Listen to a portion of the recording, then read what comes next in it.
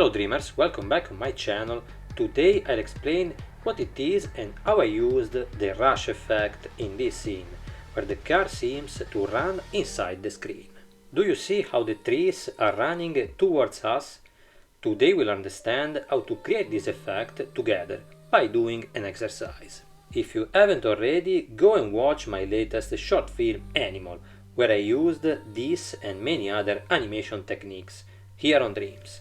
And as always, I invite you to subscribe to the channel, like, hype and comment. Thank you! As you will see, creating this effect will be very simple, but it will be very useful. I'll start by giving a color to the background, for example this yellow. What we are going to do now is add some elements that project into the scene. But how do we do all this? First step, I add a reference point, the center of the scene, the direction towards which I choose which elements should go. With the syrup brush I draw a dot. I'll take it to the center. It's there that the objects will have to go, our guiding light, or rather guiding point. Now we need the elements to move. I add a new drawing. With the selection tool I create a square. I took the blue color so that there is a nice contrast with the background and you can see well. To create the rush effect I will have to add two animations to the shape. The first one will distort it to put it in the right perspective. The second one will scale it and make it move in space. Let's start with the shape distortion animation. I will need two keyframes that for now I will place 1 second apart from each other. We'll see the exact timing later with the second animation. I start distorting like this at the first keyframe, as if we are looking at the shape from below. This will help us, as I was saying, to put it in the correct perspective. Okay, now I move to the second keyframe, delete and set another one. Here I'm going to distort the shape again by squashing it upwards until the shape disappears.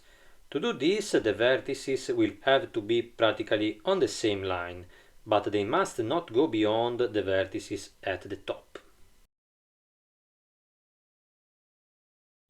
We're almost there. Okay, good. If I do a test, this is exactly the animation I want to get. Now I'm going to slow down the animation by moving the second keyframe 1 second forward in the timeline. I think this is the best choice to let you better appreciate the effect. Later we'll also see the trend curves, but we need the second animation to understand which one is better to use. Next step, I group the element.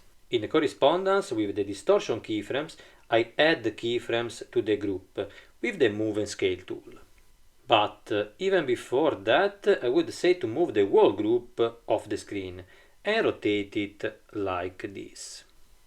As if this shape was about to enter in the direction of the central point. That's why I did the distortion that way. It must appear to follow a correct perspective. To make this happen, I first modify the anchor point and place it in the center of the scene. Okay, great.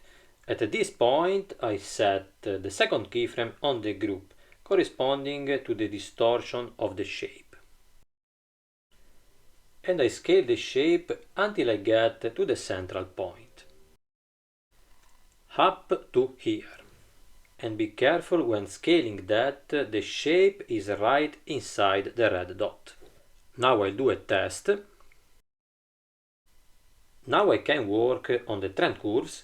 On the distortion animation I change it to ease in, because I want the shape to deform as far as possible in order to make it more visible. While the scale animation I set to linear for a constant movement. The animation is a bit slow, but when we add more elements, this will make everything work better. I will have to add some of these elements to create that tunnel effect you saw at the beginning. I shortened the group by keeping only the animation part. Now I can duplicate. I change the color a little with the HSB filter. I move to the first keyframe. I rotate, for example, at this point. I expand the coordinates and delete the rotation keyframe at the end. In this way the group remains in that point, and if I do a test I get two shapes that move towards the center in a very simple way. Obviously I will have to add more, and above all move them in the timeline to have more variety.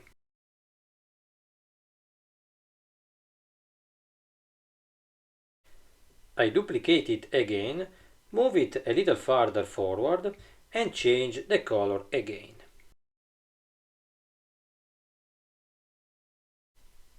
In the first keyframe I rotate, resize a little, ok.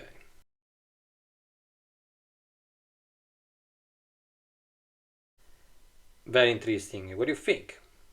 I can now group all these elements and bring them to the beginning of the timeline. If I want to create a loop that continues throughout the scene, I will need a few of these groups. So I created another one that I moved a little farther forward. But to create more variety, I set the anchor point here, across the entire group. Ok, now I can rotate the whole group, for example, like this.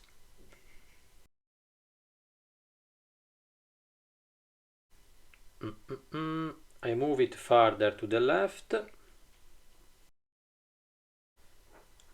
I'm going to change the color of all the elements with a new HSB filter.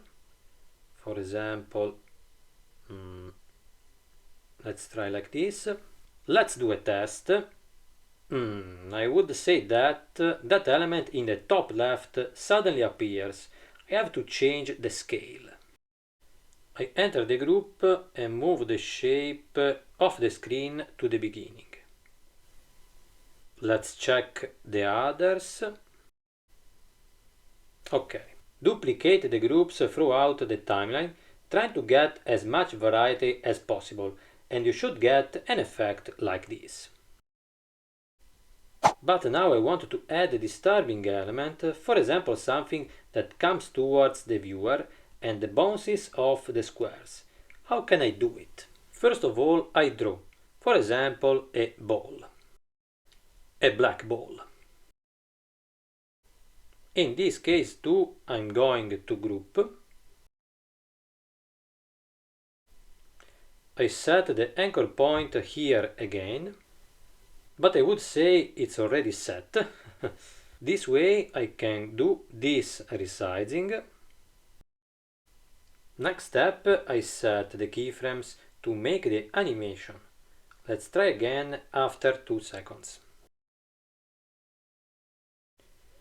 At this point I resize the ball, bring it out of the screen, as if it were coming out. I make sure this goes towards the center. Ok. In this case, very important to set trend curve to linear. My goal now will be to bounce the ball on the squares. For example, here, you can see how they come together. I can open the coordinates, set keyframes on X and Y when the ball reaches the square. At this point, set X and Y. I'm going forward in the timeline and I say here, set the coordinates again and move the ball to another square. the ball automatically comes towards us and bounces. I'm going to modify the trend curve on the X and Y axis at the end for a faster exit movement. Set easy out. The ball thus jumps off the screen faster and more realistically. If I want it even faster, I just have to move the keyframes at the end to the left. Okay, I think now better.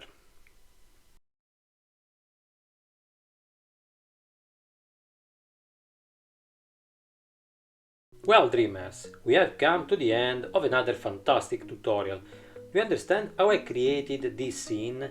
If you are interested, you can also watch my video on how I moved the ground like that. Many of you have asked me for a tutorial on lip sync, parallax effect and a guide for dreams beginner.